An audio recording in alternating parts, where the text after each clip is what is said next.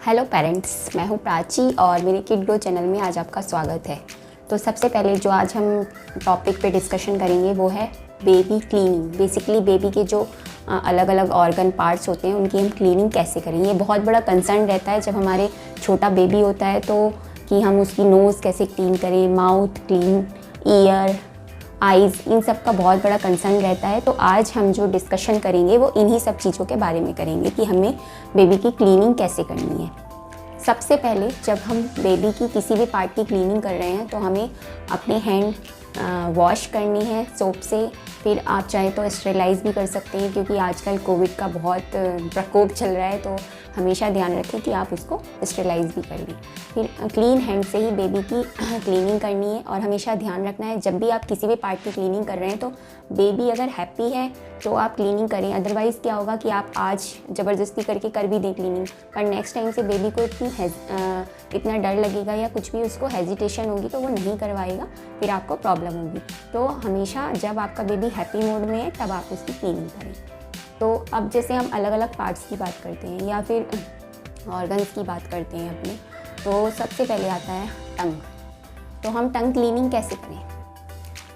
आजकल मार्केट में वैसे तो बहुत सारी ऐसी मेडिसिन अवेलेबल हैं या फिर ग्लिसरीन भी आता है कि आप उसको बेबी की जीभ पर डालें तो वो जो वाइट लेयर उसमें जम जाती है तो उससे वो अंदर मेल्ट हो जाती है और पेट में चली जाती है बेबी के और पॉटी के थ्रू बाहर निकल जाती है। उसके अलावा क्योंकि बच्चा बहुत छोटा होता है हमें अवॉइड करना चाहिए कि बाहर से कोई भी मेडिसिन ऐसी यूज़ करें। तो हमें क्या करना है कि आपको ल्यूकवार्म वाटर लेना है, उसके बाद एक क्लीन कॉटन क्लॉथ या कॉटन स्वैब लेना है जो कि स्टेरिलाइज हो। उसको ल्यूकवार्म वाटर में आप डिप करें, फिर स्क्वीज़ करके अपनी उंगली के चारों तरफ बांध लें। तो जब चारों तरफ बांध लेंगे फिर बेबी की माउथ में हल्का सा अंदर सर्कुलर मोशन में घुमाएं जहाँ पे भी आपको लेयर दिख रही है या कोई डिपॉजिट दिख रहा है वाइट, उसको सर्कुलर मोशन में हल्का सा फिराएंगे तो वो थोड़ा सा क्लीन होगा। और आप जीभ के साथ साथ उसके मसूड़ों पर भी हल्का अपनी उंगली को फिराएं तो वहाँ पे जो मसूड़ों में भी कुछ जमा हुआ होगा तो वो भी क्लीन हो जाएगा। हमेशा आपको याद रखना है कि क्लीनिंग हल्के हाथ से करनी है, बहुत ज़्यादा रगड़ना नहीं है। अगर आपको लग रहा है कि अभी भी डिपॉजिट है या अभी भी कोई लेयर जम रही है तो उसको रगड़े नहीं, अदरवाइज़ बेबी को कुछ इन्फेक्शन हो सकता है या फिर ईचिंग हो सकती है तो बच्चा क्या है परेशान हो जाएगा और फिर वो नेक्स्ट टाइम से कभी नहीं करवाएगा। अगर आपको ऐसा कुछ लग रहा है कि वो क्लीनिंग से भी नहीं जा रही है तो आप फिर डॉक्टर से कंसल्ट कर सकते हैं इसके लिए। तो मैंने आपको ये जैसे बताया। सेकेंड थिंग, मार्केट में आजकल सिलिकॉन ब्रशेज़ आते हैं जो कि हम फिंगर की टिप पर लगाएं और उसकी हेल्प से ब्रश की तरह या उंगली से बेबी के मुंह में डाल के क्लीनिंग करें तो उससे भी बेबी की टंग की क्लीनिंग हो जाती है। तो ये तो है ल्यूकवार्म वाटर। समटाइम्स हम कोकोनट ऑयल भी यूज़ कर सकते हैं क्लीनिंग के लिए। हल्का सा उंगली पे कॉटन के थ्रू लेकर और उसको फिर क्लीन करें तो उससे भी क्लीनिंग हो जाएगी। ये हो गई टंग की बात। अब आता है आइज़। आइज़ क्या है, बच्चा बहुत छोटा होता है, गर्मियों के दिनों में ज़्यादा होता है कि उसकी आँख में बहुत कीचड़ आ जाता है रात को सोते हुए, या फिर कभी कभी स्टार्टिंग के 3 मंथ्स में एक बार बच्चे की आँख ज़रूर आती है। बेसिकली उसको बहुत आई इन्फेक्शन ज़रूर होता है क्योंकि बेबी की जो आंसू की ग्रंथि होती है वो ओपन नहीं होती है। तो उस टाइम पे बेबी के साथ अक्सर ऐसा होता है। मेरी बेबी के साथ भी हुआ था तो मैंने डॉक्टर को दिखाया था, फिर उन्होंने मुझे बताया था। तो आपको क्या करना है, जब अगर आपको कुछ ऐसा लग रहा है तो आपको वही अपना स्टेरिलाइज अपने हैंड को हमेशा करना है। आप चाहे कोई भी पार्ट क्लीन कर रहे हैं बच्चे का, हमेशा आपको अपने हैंड स्टेरिलाइज करके ही कुछ भी ऑपरेट करना है ऐसा कुछ। तो उसमें भी आप एक ल्यूकवार्म वाटर लें, कॉटन क्लॉथ लें या कॉटन स्वैब लें, उसको स्क्वीज करके अपनी उंगली में या उंगली में लेके और इस तरीके से दबा के और अंदर से बाहर की तरफ आपको क्लीन करना है बच्चे की आँख को। आप उसको एक बार करें फिर दोबारा करें, ऐसे ही दूसरी आँख में एक बार करें फिर दोबारा करें। तो ऐसे धीरे धीरे करके उसका जो कीचड़ है वो साफ़ हो जाएगा और आँख भी उसकी ओपन हो जाएगी। अगर आपको ऐसा लग रहा है कि कोई इन्फेक्शन हो रहा है तो आप डॉक्टर से कंसल्ट करके कोई आई ड्रॉप ले सकते हैं। एक और चीज़ होती है कि हमें लग रहा है कि बच्चे के आंसू नहीं आ रहे हैं, स्टार्टिंग के 1-1.5 महीने ऐसा होता है अक्सर, तो आप उसकी एक एक्सरसाइज कर सकते हैं इस तरीके से, धीरे धीरे करके यहाँ पे नोज़ के पास दबाना है, यहाँ पे उसका जो एक छेद होता है वो ओपन हो जाएगा ऐसे अगर आप एक्सरसाइज करते हैं तो, और उससे क्या है आई इन्फेक्शन भी नहीं होगा।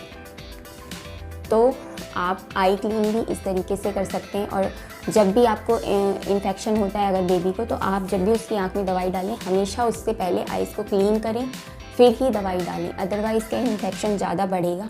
और अगर आपको लग रहा है एक आइज़ में इन्फेक्शन है तो ये ऐसा नहीं है कि आपको एक ही आँख में दवाई डालनी है, आपको दोनों ही आँख में इक्वल अमाउंट में दवाई डालनी है, जो भी आपका डॉक्टर रिकमेंड करते हैं, जितनी भी ड्रॉप। तो ये मैंने बता दिया कि आपको आइज़ कैसे क्लीन करनी है। अब होता है हमारा ईयर की बारी। ईयर को कैसे क्लीन करना है, हमेशा याद रखना है कि जो ईयर होता है बहुत डेलिकेट पार्ट है। वैसे तो बच्चे के सारे ही पार्ट इतने डेलिकेट होते हैं कि हमें डर लगता है कुछ भी क्लीन करने से पहले 10 बार सोचते हैं यार कुछ दर्द ना हो जाए या दुख ना जाए। तो जब भी आप ईयर क्लीन करते हैं तो हमेशा हल्के से गीले कपड़े से उसके बाहर के पार्ट को ही क्लीन करना है। अंदर आपको कोई भी ईयरबड नहीं डालनी है या कोई भी और ऐसा आप सोच रहे हैं कि कुछ कपड़ा डाल के या कुछ करके आपको क्लीनिंग करनी है, तो ऐसा नहीं करना है।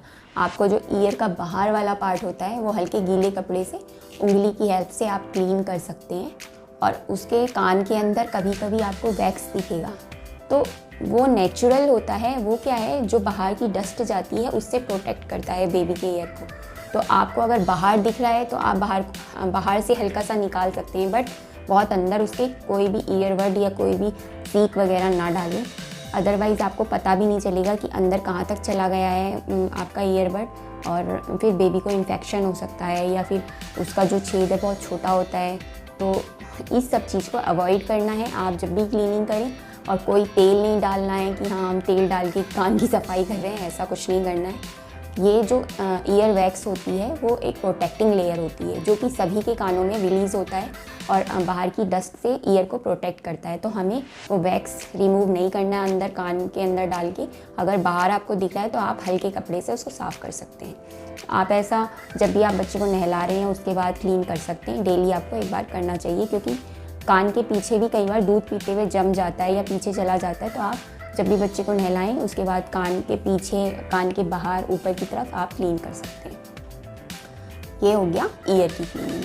अब आती है हमारा, और हाँ, जब भी आप बच्चे को दूध पिलाते हैं, क्योंकि हमारी कान की डक्ट माउथ से कनेक्ट होती है, तो जब भी हम बच्चे को फीड कराते हैं तो हमेशा उसको 45 डिग्री एंगल पे लेके ही गोद में फीड कराएं, या फिर आप उसको जब लिटा भी रहे हैं तो ऊपर हाथ लगा के फीड कराएं। अदरवाइज़ उसको सीधे लिटाएंगे तो उसका जो वो दूध पी रहा है वो कान से, मुंह से कान में भी जा सकता है। उससे क्या होगा, बच्चे को ईयर इन्फेक्शन होने का चांसेस ज़्यादा होता है।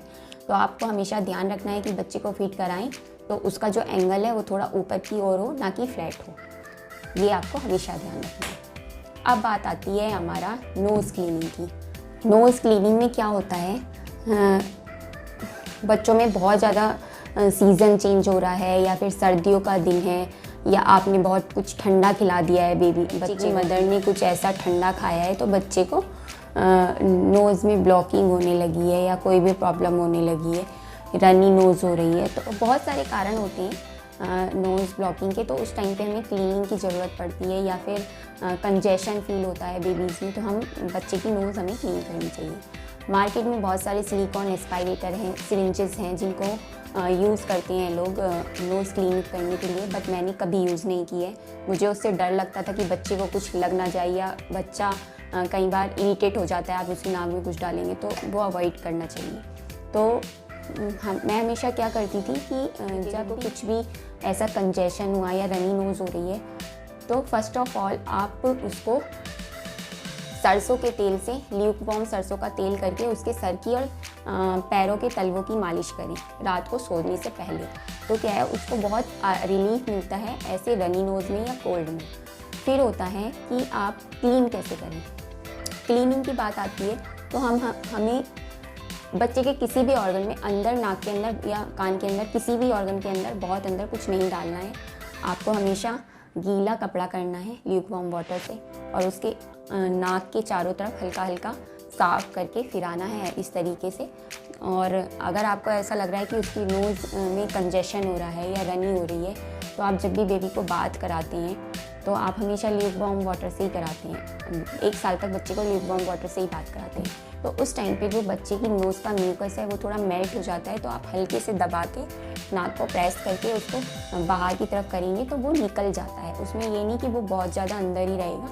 अगर नोज़ ड्राई हो रही है तो आपको क्या करना है, स्टीम लेनी है उसको। अब स्टीम के आप अपने रूम में स्टीमर चला सकते हैं, तो उससे क्या है वहाँ का एनवायरनमेंट थोड़ा सा हॉटी हो जाएगा और बच्चे को बहुत कंजेशन में राहत मिलेगी। उसकी जो नोज़ है वो भी थोड़ी सॉफ्ट हो जाएगी, को उसकी नोज़ क्लीन करने में हेल्प मिलेगी। अगर आपके यहाँ स्टीमर नहीं है या आप नहीं दे पा रहे हैं तो आप क्या करें कि कोई भी हल्का सा आप टैप वाटर में अगर गर्म पानी आ रहा है या आपने गर्म पानी करके रखा हुआ है तो 10 से 15 मिनट आप बच्चे को बाथरूम में अपने साथ बैठाएं। तो उससे क्या है, जब आप टैप वाटर चला देते हैं गर्म पानी का तो आपने देखा होगा अक्सर भाप सी होने लगती है पूरे बाथरूम में, क्योंकि वो क्लोज रहता है। तो उस भाप में अगर आप बच्चे को बैठाएंगे तो उसको स्टीम मिलेगी, उससे क्या है उसकी नोज़ भी ओपन हो जाएगी, ब्लॉक नोज़ ओपन हो जाएगी। और दूसरा जो उसकी नाक में कंजेशन हो रहा है या ड्राईनेस हो रही है उसमें भी रिलीफ मिलेगा, तो आप उसको इजीली क्लीन कर सकते हैं। फिर होता है अगर आपको फिर भी नहीं लग रहा कि आराम नहीं हो रहा है या कुछ भी नहीं हो रहा है तो आप फिर नेज़ल ड्रॉप आती हैं नॉर्मल सलाइन की, उसको यूज़ कर सकते हैं दिन में 2 बार। उससे बच्चे का कंजेशन भी दूर होगा और जो भी नाक में या ब्लॉकेज है उसमें रिलीफ मिलेगा। तो बेबी के लिए आप नोज़ क्लीनिंग के लिए ये टिप्स, बाकी आप जो मैंने आउटसाइड का जैसे बताया, आउटसाइड को आप वेट क्लॉथ से क्लीन कर सकते हैं। मेन जो पार्ट थे वो मैंने कवर कर लिए हैं। इसमें टंग हुआ, ईयर हुआ, आइज़ हुई, नोज़ हुआ, ये हमारे मेन बेबी के पार्ट्स होते हैं जिनका हमें रेगुलर क्लीनिंग करनी चाहिए और ख़ास ध्यान रखना चाहिए, क्योंकि ये सेंस ऑर्गन है। सेंस डेवलप होगा बेबीज़ का तो बच्चे की ग्रोथ अच्छे से होगी, उसका डेवलपमेंट भी अच्छे से होगा। तो पेरेंट्स, आज का अगर मेरा वीडियो आपको अच्छा लगा हो या आपकी कोई क्वेरी हो तो आप मुझे कमेंट सेक्शन में कमेंट कर सकते हैं। और प्लीज़ अगर ये वीडियो अच्छा लगा हो तो इसको लाइक करें और मेरे चैनल को सब्सक्राइब करें। Thank you.